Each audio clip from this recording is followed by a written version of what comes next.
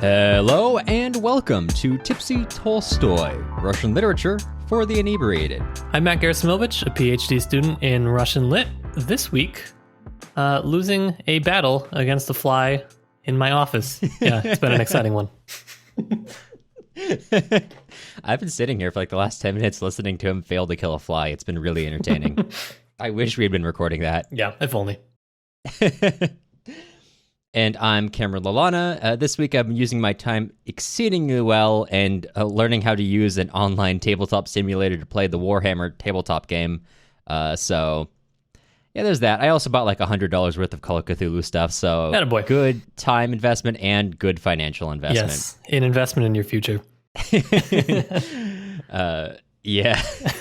Well, this is a podcast where me and my good pal Cameron get to unwind from our week. I'm sorry, the more I get into this, the more I think this isn't appropriate for this episode, but we're going to unwind from our week with some Russian literature and a drink or two. This week, we're going to be taking a detour from our Summer of Anna Karenina series with a deep dive into the relaxing? No, One Soldier's War by Arkady Babchenko, exploring the first and second Russo-Chechen Wars of the 1990s. This week, we continue to be eternally grateful to all of our patrons. If you are interested in helping the show out, take a look at patreon.com/tipsytolstoy. We have a lot of fun Patreon-only content and rewards, and it really helps the show out. If you're not interested in Patreon, but would prefer to support us in a more free way, you can leave us a nice review on Apple Podcast or sign up for our email list on our website. Yes, thank you for the updates. But before we get into the reading today, and boy, are we going to need this to get through the reading. Yep. Matt, what are you drinking today? So I'm doing what I think is the summer version of a Jack and Coke, which is a Jack Honey and Lemonade, which is perhaps God's truest gift to man. It's delicious. That sounds really good. Yeah. What are you drinking today? I have the most expensive beer I have ever bought for this podcast. Mm-hmm. So I decided to keep the ball rolling with current town breweries. And I went to Super Owl Brewing, and I bought Nerd Out, which is a milk stout. And when I arrived there, they did not have prices on anything, so I just asked for a 4-pack of Nerd Out because it was their only stout. And they gave it to me and said, okay, that'll be $20. And you said, never mind, you can just pour it directly into my mouth instead. Yeah. Do I have to pay you before I drink it? But yeah, so currently, I'm holding a $5 milk stout in my hand. Was it worth the $5? I mean, it's a good milk stout. All right. Yeah, that's a lot of money. So let's talk about One Soldier's War. Sorry, it gets funnier to me each time we have to banter around an extremely terrible war episode. You handed me the Svetlana Alexievich book about, World War II, and I said, let's up the ante and talk about... Let's talk about war, but without any of the heroism of fighting for your country. Yes, you Uno reverse card me right in this episode here. Last time when we talked about that book, I said it's actually not as depressing as One Soldier's War, but I just reread One Soldier's War, and actually I think One Soldier's War is way more depressing. Depressing in a different way, I guess. Yeah, is the only way to describe it. It hits different. Would you like to give a little bit of history? Yes. For our pals at home that don't know much about this time period. Yes. So you may have never heard of the Republic of Chechnya, and so you may be asking, why do we care about a soldier's biography from a country that I may have never heard of? And that's fair. This isn't literature like we usually cover. It's a biography, and not even a biography of many lives. It's a biography of one life, which we kind of railed against in the episode of Svetlana Alexievich. Oops. Well, this is also important because it's interesting to engage on a first-person level with conflicts like this. And secondarily, the Chechen conflicts and the politics around them are really important if you want to understand certain features of modern Russia. First of all, the first and second Chechen conflicts were the first post-Soviet wars that Russia fought, really. The change from the First War to the Second War sees a big shift in Russian society, especially as it becomes to increasingly come... as Putin comes to power and things begin to change in the country. In the Second War, you see a widespread use of police forces, especially Oman riot troops, who are still like the police forces in Russia today. So you do see kind of a militarization of the police at that point. And you also see the installation of Ramzan Kadyrov, who is the current president of the Republic of Chechnya. If you're interested in this topic, there are also other works on this, obviously, outside of Arkady Babchenko. For this episode, I'm pulling a lot of information from Mark Galeotti's book, Russia's Wars in Chechnya, 1994 to 2009. There are many journalists' works on Chechnya. I would especially recommend Anna Polikovskaya's collection of dispatches from Chechnya, titled A Small Corner of Hell, which... not really an uplifting read, but it certainly is important, and especially because it does focus on the Chechen people, which is also really important. It is important to keep in mind that this is a work from the perspective of a Russian soldier, so it is interesting and important, but it's also important to keep that in mind in terms of the framing that's going to be happening in this discussion here. Okay, so I may have overlooked the most basic question you may have about this episode, which is, what is Chechnya? Cameron, what is Chechnya? You may have ascertained that it's a republic, but it's not its own country. So Chechnya is one of Russia's 22 constituent republics. Cameron, what's this constituent republic? I'm glad you asked. So Russia is... totally unprompted. Russia has 85 federal subdivisions, and what that means is there are different... you could call them states roughly, but they have different classifications. There are oblasts. There are other things, two other formats, which I can't quite remember what they're called, but they're similar to oblasts. There are constituent republics, and there's one autonomous region, which is, they believe, the Jewish Autonomous Zone. So Chechnya is one of 22 republics. However, it was not always super jazzed on that idea, which is how we get to the First Chechen War. So Chechnya itself is in the southern part of European Russia. It's north of Georgia, also north of Armenia, Azerbaijan, if that means anything to you. If you've ever seen a map and you know where the Black Sea is on the map, you're going to have Ukraine to the north, Russia to the northeast. Chechnya is going to be in that part of Russia which kind of extends all the way down to Georgia, between the Black Sea and the Caspian Sea, if that means anything to you. Chechnya obviously has, well, the idea of the state of Chechnya is a relatively recent one, but Chechnya as a region and Russia have had a lot of conflicts in the early 19th century. Alexei Yermolov, who is a Russian general, tried to basically exterminate Chechnya as Russia was trying to expand into the region. So it's not been a great relationship historically, to say the least. Yeah. Continuing on that trend, once we reached the Soviet Union, the Chechen people were tried to be brought in under the Chechen Ingush Autonomous Socialist Republic, which is like a sub-region of the Soviet Republic of Russia. But Stalin had problems with the Chechen people, as he had problems with a lot of people, so he basically ordered them to be exiled from Chechnya and sent them to Central Asia, Siberia, Kazakhstan, etc. And this was not a great time for the Chechen people. Of roughly 480,000 people who were estimated to have been living in Chechnya at the time and were removed. About 200,000 of them were estimated to have died. So not good. They could only return after the death of Stalin. In fact, a number of years after the death of Stalin. He died in 1952. They couldn't return until 1956. So they're kind of a people displaced. This engenders among some of them a feeling of a need for a national Chechnya. Stalin died in 53. 53, thank you, sorry. I had to do a quick fact check, because I thought it was 53. Yeah, you're correct. I also keep thinking that Kennedy died in 1960. Did not Kennedy die in 1962 or 1963? I want to say 62, but maybe I'm wrong about that one. He died in 1963. I also think John F. Kennedy died in 62 for some reason. Interesting. Apparently just ate threes. It's a conspiracy of the 53s. So among the people who were displaced by this was a man named Dzhokhar Dudayev, who was a Soviet Air Force colonel who mostly was stationed in Estonia and was apparently quite influenced by the identity of the Estonian people and the desire for independence and to have their own state. So when he finishes his term with the Soviet Air Force, he returns to Chechnya in 1990 and gets involved in nationalist politics. A year later, during the August coup, wherein military hardliners in the USSR were trying to remove Gorbachev, he sees that opportunity to take independence as a nationalist leader of Chechnya, which was not recognized by the USSR, obviously, but Yeltsin at that point, who was leading the Russian Republic, kind of tolerated it until the actual dissolution of the USSR.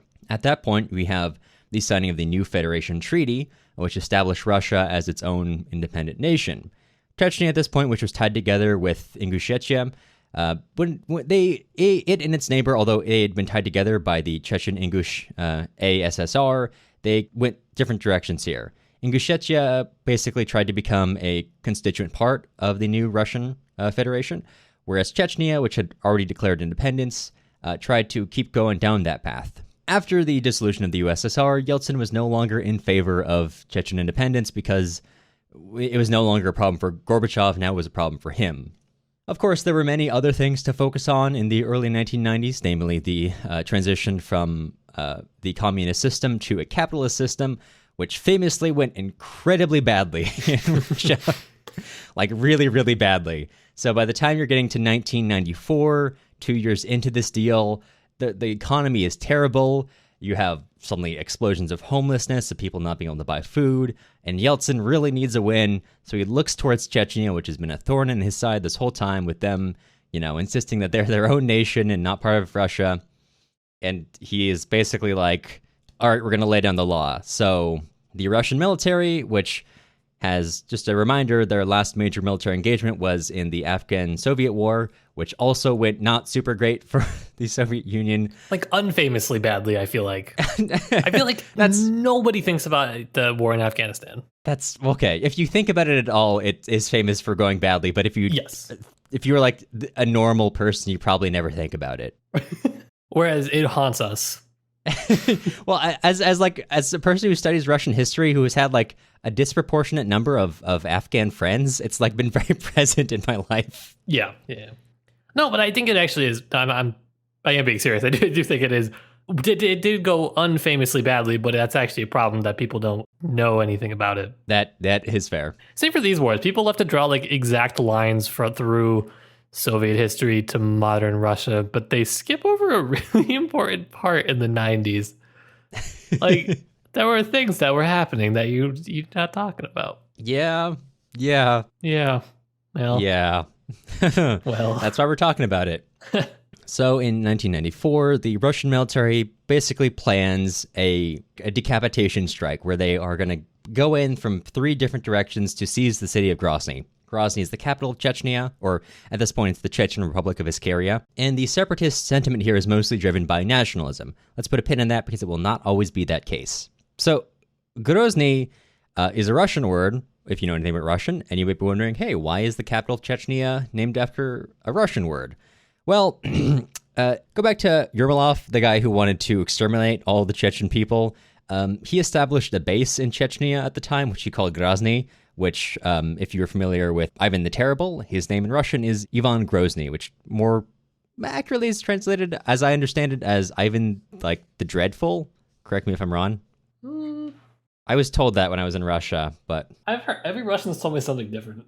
Okay, well, that's about par for the course. But it means terrible or dread, or it's not a positive word association, basically. So that is the name of the camp, the base that Yermolov established, and that is the name of the capital, which is descended from that. So, yeah, also other fun things about Chechen history. Anyway, as if you've ever studied any war in history and you've heard some general say, hey, this is going to be done by Christmas, essentially, famously, that always goes to plan. So they launched a strike in December. It was only supposed to take a matter of days, but it immediately got bogged down. And by the time Russian troops got to the city of Grozny, they were able to eventually win, technically take control of Grozny. However, what happened there is, I think the technical term for it is a fucking disaster. Yeah, I saw that written somewhere. Yeah. Yeah. Militarily, humanitarian-wise, like, it's hard to establish how badly the Russian military kind of got routed, how many civilians died in this.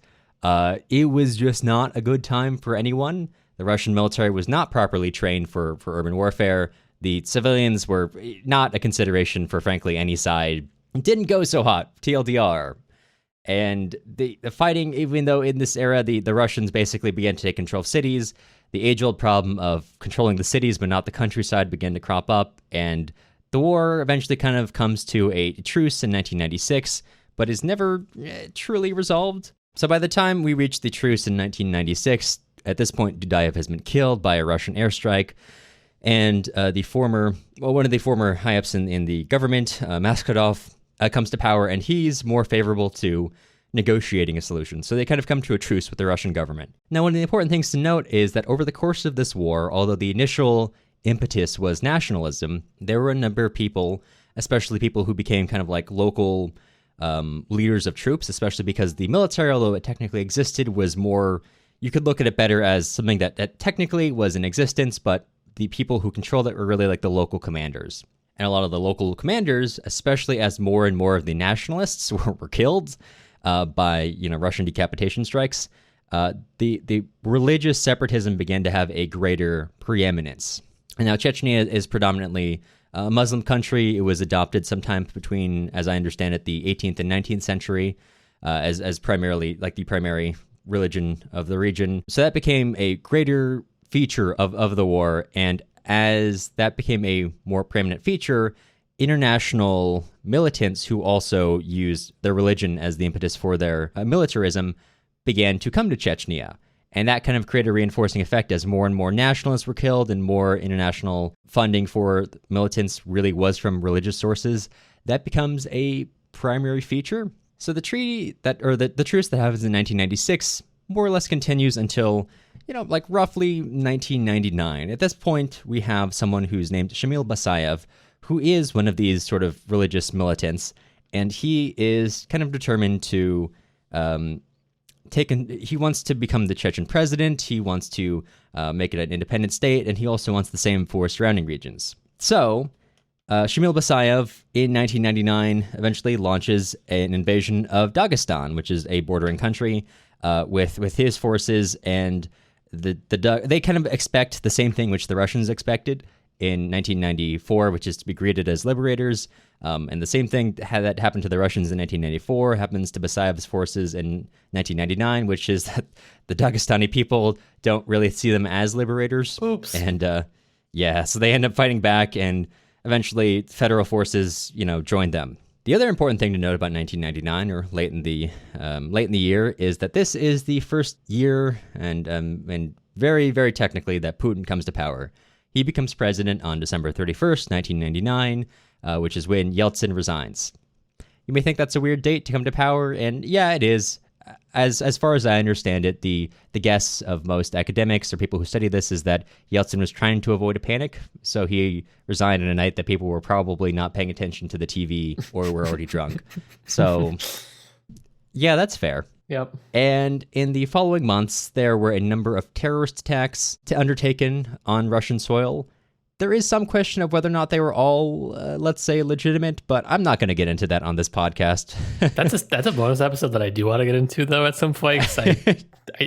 I would fully support that too. Yeah. So let's do that sometime. It's super interesting. Yes, but that is used as the impetus to launch the Second Chechen War, and at this point, things are a bit different. Although a lot of lessons had not been learned from Afghanistan, which then translated Chechnya. The lessons, you obviously see a much different government in this era. This is no longer a floundering government looking for support. It is now a government which is looking for ways to show that it is in control. So instead of primarily some number of specialist troops supported by regular troops, we see a lot of police units being deployed, a lot of Oman troops, a lot of Ministry of the Interior troops who are although they're police, not soldiers, they have been trained in urban environments, which was not true of the soldiers in the first Chechen War. You see greater use of more varied tactics, especially snipers, and just a sense that things had actually been learned from the first Chechen War.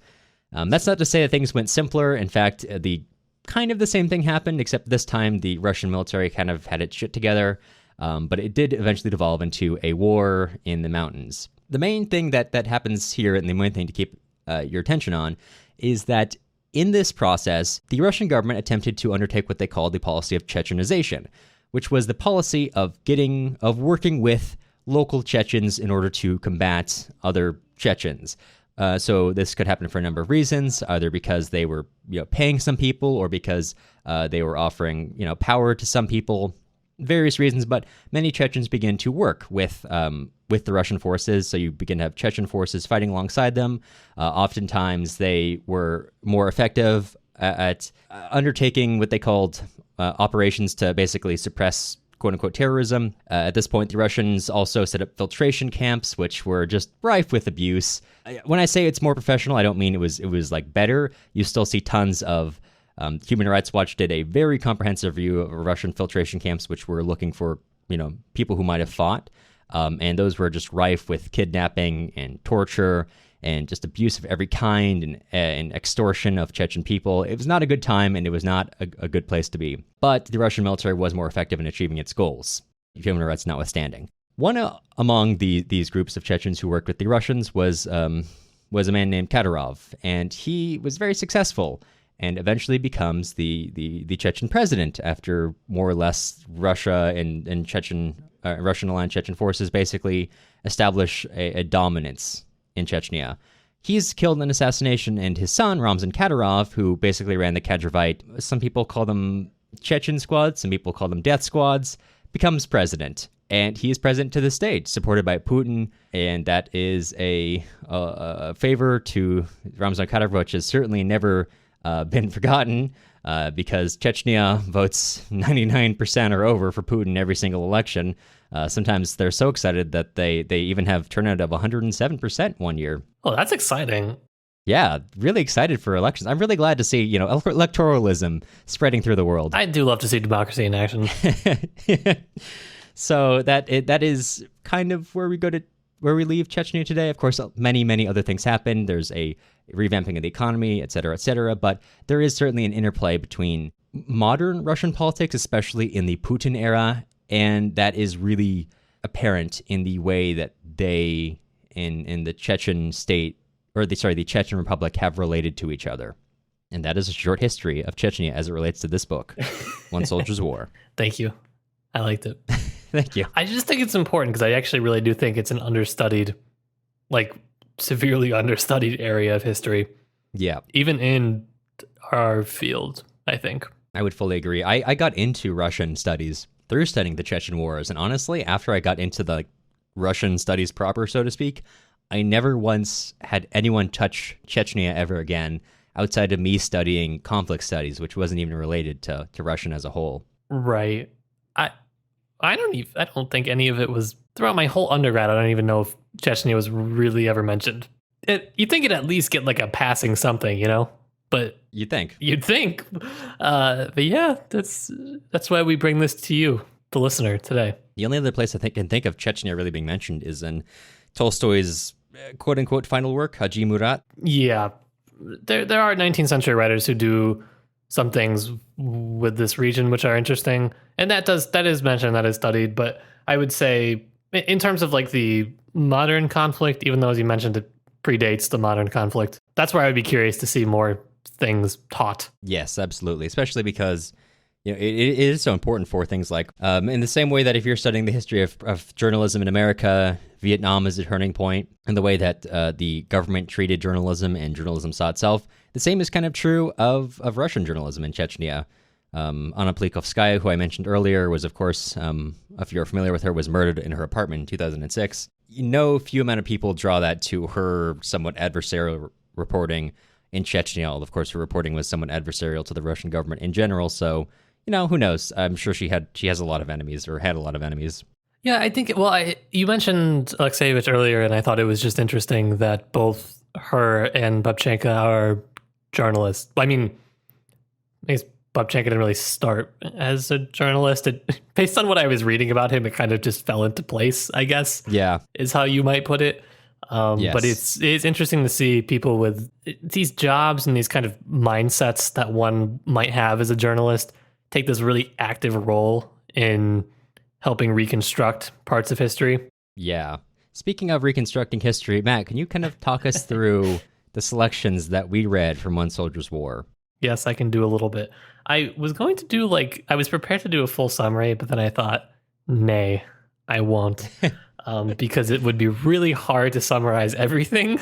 Yeah. So I'm going to start talking mostly about the preface, and then a couple fragments, perhaps, is how I would best approach this. Because to me, actually, and I mean, we can talk about this more later, but it is very reminiscent of Alexeyevich or even Isaac Babel, looking at Red Cavalry, that story cycle, the collection of short stories. I know there were some longer ones that you selected, but as on the whole, it just structurally seemed to follow something similar, even though, as you mentioned, it does follow one soldier and his war. But alas, I digress. So I actually like the starting line, which is that it would be wrong to think that the war in Chechnya began the day the Federal Army was brought in. Babchenko gives you, his summary, if you will, of the war and wars and the absolute lawlessness and chaos, as he describes it, which are the two, for me, the main themes that were running through the story. I guess I can't help but compare this to Alexeyevich and The Unwomanly Face of War, because that's what we had just read not that long ago at all, actually. Even though it was chaotic, there was still this sense of organization. In this, it's just nothing. There's just nothing. I don't know why anyone's here, why anyone's doing anything that they are.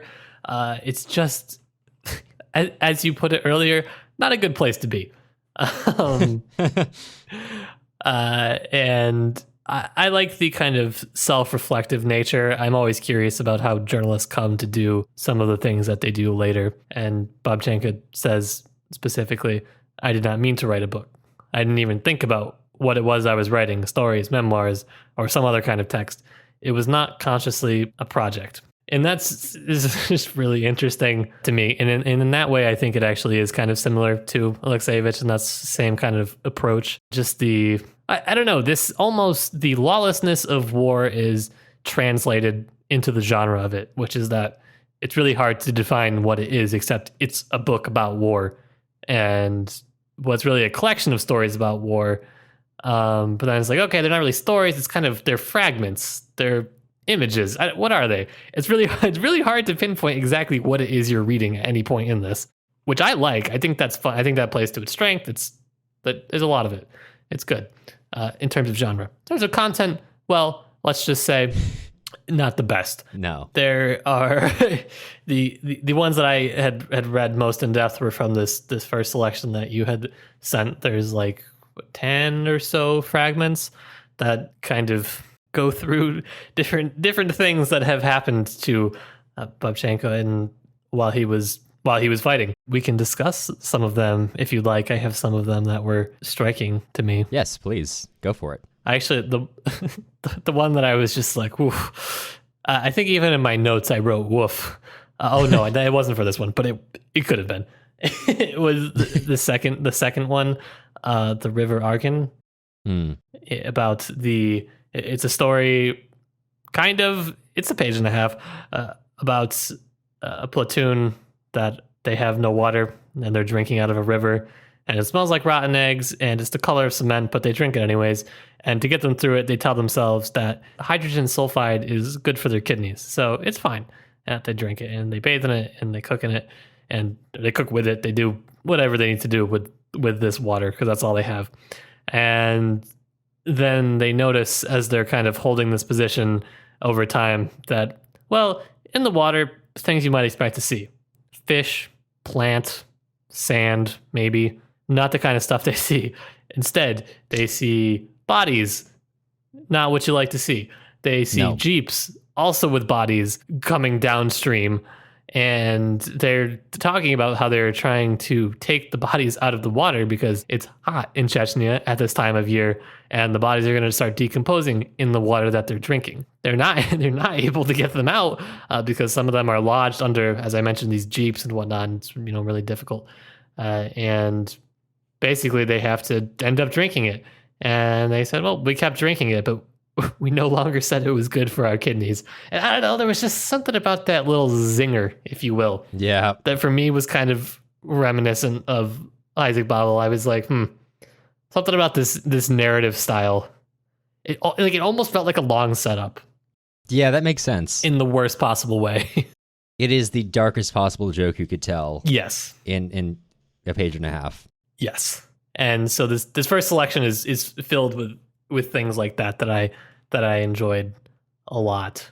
Well, I personally enjoyed it as someone who studies Russia generally, but it's tough, to say the least. Yeah.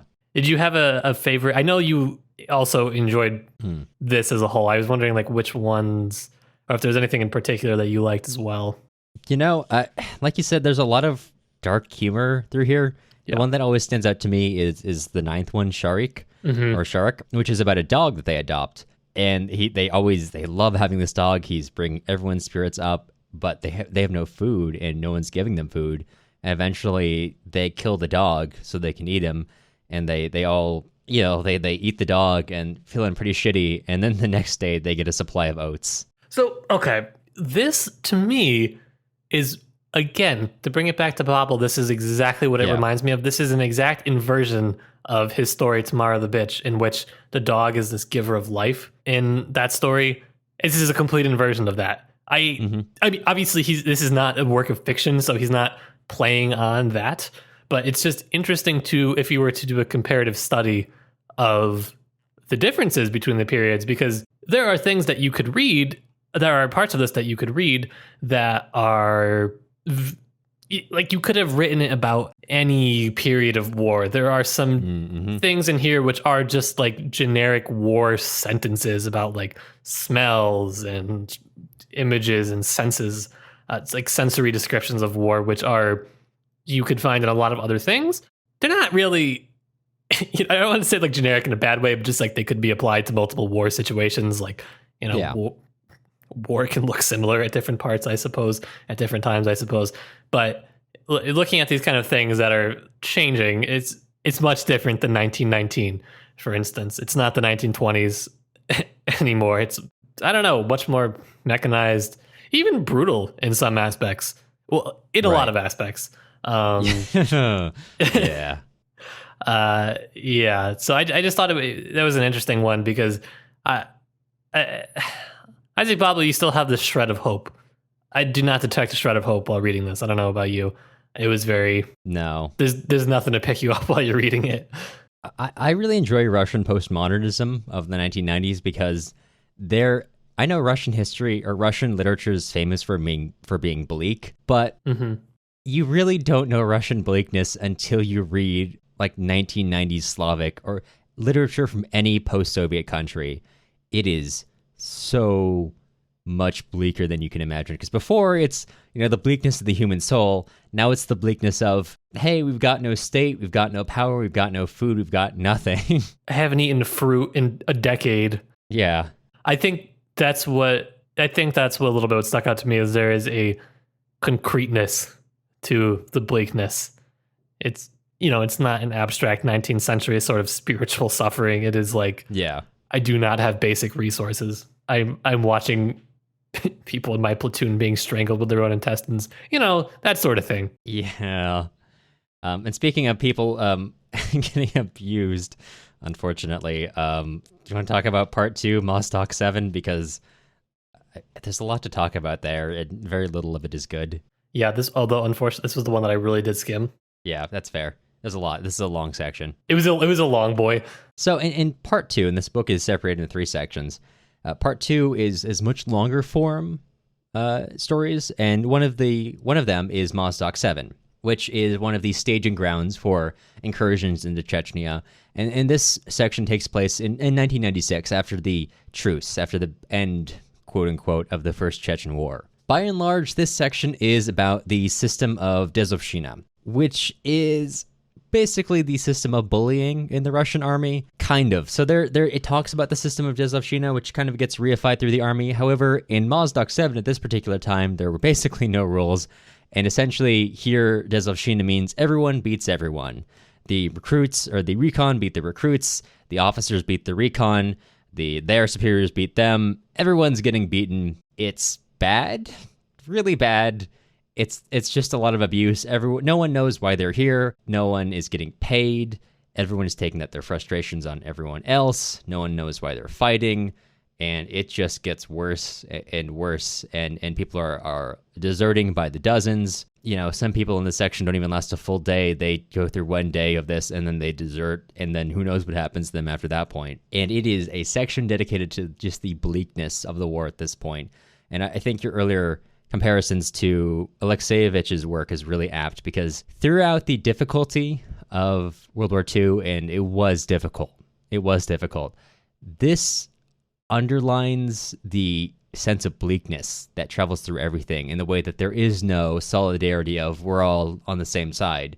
It's there's a lot of cross-line solidarity. I mean, Babchenko shows a lot of, and a lot of his fellow soldiers show a lot of sympathy for the Chechens. They don't even know why they're fighting the Chechens. Why are we fighting them? Why are they fighting us? At one point, one soldier queries Babchenko, "Hey, listen, you're from Moscow. You know everything. So tell us, who started this war?" Osipov asks me. For some reason, he seems to think that Muscovites know everything there is to know. I haven't the foggiest idea. Ask me something easier. No, come on. What do you think? He says, not letting go. Well, the president, I suppose. What, him personally? No, he consulted me first. And then they kind of go on, and there's like, why do wars even happen? Why are we fighting them? Because they seceded? Why don't we just let them secede?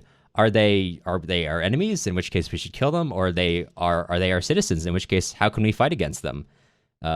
And they're just going back and forth, and no one knows why they're fighting, and no one knows, frankly, who the enemy is. They can't even agree that there is an enemy.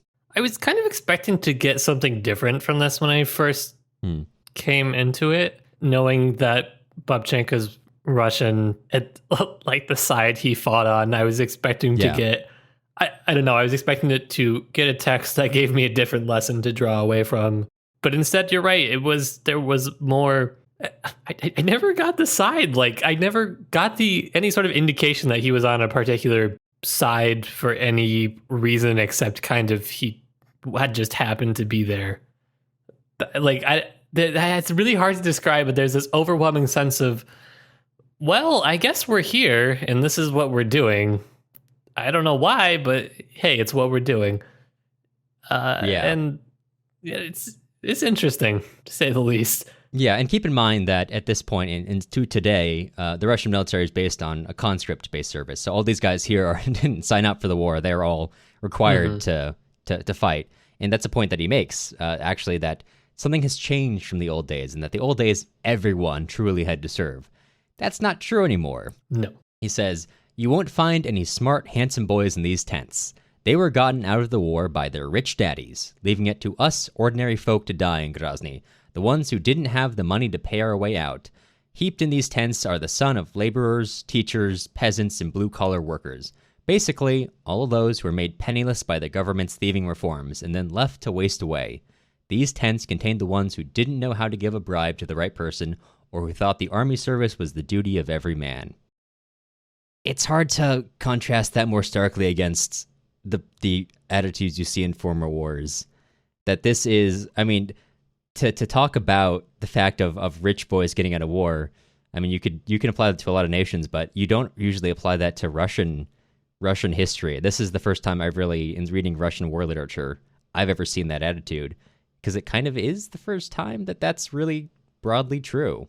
Yeah, I mean, normally you associate Russia. I mean, if you don't know anything about Russia, you think, hey, okay, propaganda, maybe a Red Army choir, and everyone's happily going off to war. But that's not at all, well, first of all, not really the case in general, but also not the case here for sure. Yeah. And I mean, it's so bleak that at the end, they can't even come to a conclusion on who the enemy is in that earlier conversation. At the end, they just begin joking about who would win a fist fight, Yeltsin or Dudayev. Because that's all they can do. They joke about, instead of having a war, we should just make our presidents fight. And they burst out laughing, and we stand around and cheer our guys on, and the Chechens cheer their guys on, and there would be no war. But that's not how it works, so they have to go back to their daily lives of having to steal to pay off the older guys so they don't beat them, or don't beat them as badly, and just having to hide. And for a significant portion of this, Babchenko was literally not even staying in his barracks. He just becomes voluntarily homeless because it's better, and he just spends his days taking the bus into town, walking around, and taking the bus back so he can scrounge for food in the bushes. And there's no better, more like contrast against, I know we made this point a lot already, against Alexeyevich's work. Then in a short section, which Babchenko meets with a woman named Aunt Lucia, who is a Russian, ethnic Russian who lives in Chechnya, and she lived in the city of Grozny until she escaped before the Russian troops came, which was lucky for her because she's still alive, which is not true for her family. Her youngest son was killed by Chechen militants in a sort of retaliatory attack, and her oldest son was killed by Russian airstrikes. And at one point in her recollections, Aunt Lucia says to Babchenko, "I survived the Second World War when I was 5. A German gave me a loaf of bread, and a Russian killed my son." Not much to say about that one. Just think about it. Yeah. There's a major part of this is about when they just take care of bodies. At that point, they're just sending them home, and the bodies aren't even people to them. The only one that even catches his attention is when they start putting into bags the bodies of Chechen children, and that's the only thing that can shock them out of their reverie of, at this point, bodies are simply bodies, is seeing how many kids that they have to bury, essentially. And that's the only thing that can get them to pay attention, which is yeah. Well, I think it kind of speaks to the development through the Second Chechen War and probably just kind of modern war more broadly. Not that it's a subject that I'm an expert on, but just kind of thinking about it very basically. With old-timey wars, it was very clear to see who won and who lost for the most part. The objectives were usually quite clear in comparison to in this other fragment, Field Deception, when Babchenko says, "In Chechnya now there's a strong sense of duality. Wherever you go, it's more or less peacetime, but at the same time it's not. The war is never far away. It's just the war is generally over here, at least in the conventional sense of the word. Now there's just rampant crime." And so I think this is something specific to the modern era of distinguishing between things like what is an act of war, what is just an act of criminality, for instance, and just the objectivelessness. It's just very violent. Yeah. I mean, you mind if we go to part 3 and talk about, speaking of the objectivelessness, and talk about the kind of closing chapter of this book, Operation Life Continues. Let's. So the second to last chapter in this book, called Operation Life Continues, is a reflection. It's no longer about his time in the war.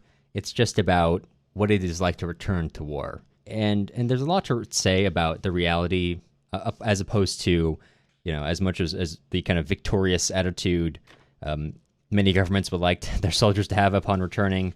But this one is particular to this point in time because it is not only the toughness of dealing with that, but dealing with that at the same time that Chechnya, as with some conflicts in some countries, was not a war that happened for a lot of the country.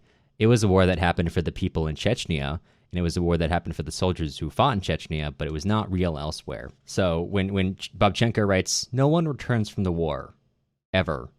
Mothers get back a sad semblance of their sons. Embittered, aggressive beasts, hardened against the whole world and believing in nothing except death. Yesterday's soldiers no longer belong to their parents. They belong to war, and only their body returns from war. Their soul stays there." That's something that, although they return to normal life slowly, they never truly come back because no one can understand them. It's not something that the whole society experiences. It's something that they alone carry. And in the very last chapter of the book, that comes to a kind of a head when he's sitting down with a homeless veteran, and I think he's under an overpass in the subway, and he's chatting with him, and the guy is angry. He says he's angry at everyone else. He says, look at it. We died. Kids were dying there. We're like, what? All these people around us, they're a pointless generation. They're frittering away their lives. They have no idea why they're alive. And they do this, and they live, and they have fun, and they drink beer, and they earn money. They did this all when we were dying down there. They did this while jets were flattening the mountains and tearing apart children and women, when wounded Chechen kids rotted in cellars, wrapping the stumps of their limbs in rags, and infection crept across the wounds. They, the people of Russia, are guilty of these deaths. We are here to get what's ours, and we are ready to kill.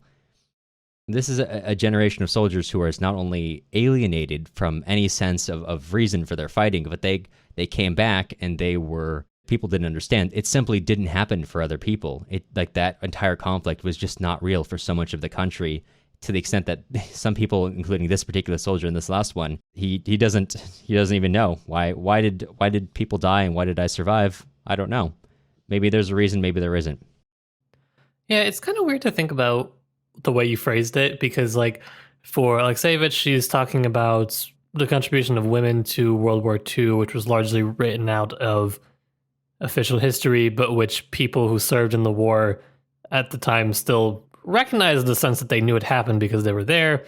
It was a war that affected basically every corner of the country. Absolutely inescapable, the amount of damage.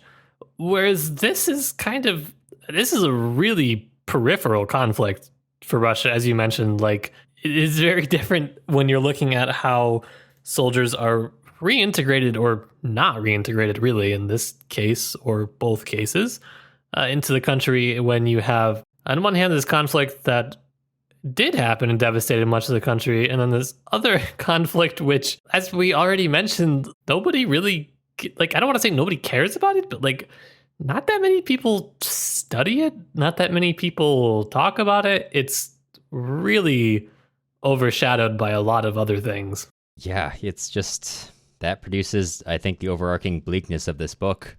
You know, there is no why. Yeah, I'd say. Yeah, it's kind of hard to like sit back and analyze, because I guess it's pretty self-apparent in that regard. Yeah, I don't think it's really a book for a thematic literary analysis, but it's an example of how literature can play a really important role in cultural development and, you know, just kind of impacts on culture in general. Yeah, I think that's a good way of putting it. That's what I tell myself. One thing I do want to note about Babchenko is that he currently lives in Ukraine. Mm-hmm. And I don't know if you were plugged in when this happened, but when this happened, I was working in radio, so I was very plugged in. When I looked him up, I know exactly what you're going to say. When I looked him up on Wikipedia, I was like, oh my, it was this guy? Yeah. I almost never tweet, but this is one of the few times I've tweeted when Arkady Babchenko several years ago was reported to have been assassinated, which is a reality for journalists in Eastern Europe from time to time. And like 24 hours later, after we were all mourning Babchenko and, you know, everything, you know, his journalism, turns out he was alive, and the whole thing was a sting operation by the Ukrainian police to catch the people who were trying to kill him, allegedly. Which, just what a wild series of events. Guy just wanted to see how people were going to react to his death. Yeah, that's the first retraction I've ever had to put out on Twitter. The only one I've ever had to put out on Twitter, but not that anyone cared. But Cameron Lalana canceled after announcing Arkady Babchenko death. You heard it here first. Yeah, wild series of events for that one. Yeah, so Arkady Babchenko, not Moscow's favorite person. No, can't be. Yeah. Well, Cameron, before we totally wrap up from what could be one of the most depressing episodes ever created in the podcasting universe, on a scale from 1 to Yeltsin, how drunk are you? I am. I want to say I'm at a 3. Honestly, yeah. I didn't have time to stop and drink beer that often, so yeah, I'm not that. I would like to be more drunk than I am. How about you? I gotta be about a 3 as well, because I have had enough alcohol where I could be drunker. However, I am faced by the sobering reality of the stories we just read. So I'm somewhere between a -10 and a 3. Yeah, that's fair. Honestly, yeah. The only place I've encountered Chechnya in academia was in, like I said, in complex studies, where I forget who it was. It was a complex scientist who was studying the effect of like Russian sweeps to reduce quote unquote terrorism versus Chechen sweeps to reduce terrorism, and found that that Chechen sweeps were more effective.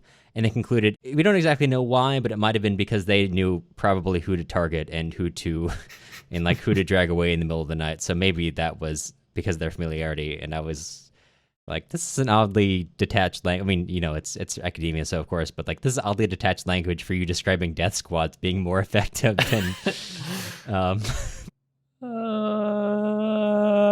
academia. Good times, but Academia. Oh, academia. Can't live with them. And that's about it.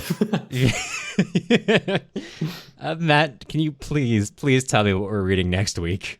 Next week, we will be turning back to 19th century literary analysis with part 5 of Anna Karenina, part of our Summer of Anna Karenina series. Back to the world of the aristocracy and the will they or won't they tale of Levin and Kitty proposing to each other in chalk in undecipherable Russian words. Love to see it for us. Okay. But before we let you go, we must extend a sincere thank you to our current patrons. We have so many of them now. We've got Jeff, Janice, Anne, Emily, Jesse, Madeline, Alex, Daniel, Irini, Paige, Darren, Larkin, Lou, Brandon, Gary, Daniel, Jack, Alex, and Roland. Podcasting isn't free, and grad school does not pay very well, believe that or not. So if you're interested in joining with our current patrons to keep the show running, take a look at patreon.com/tipsytolstoy. The music used in this episode was Soviet March by Toasted Tomatoes. You can find more of their stuff on toastedtomatoes.bandcamp.com and also on YouTube under the same username. If you're looking for other places to find us, you can also follow us on Instagram at Tipsy Tolstoy Podcast or join our email list on our website, tipsytolstoy.com. You'll hear from us again soon.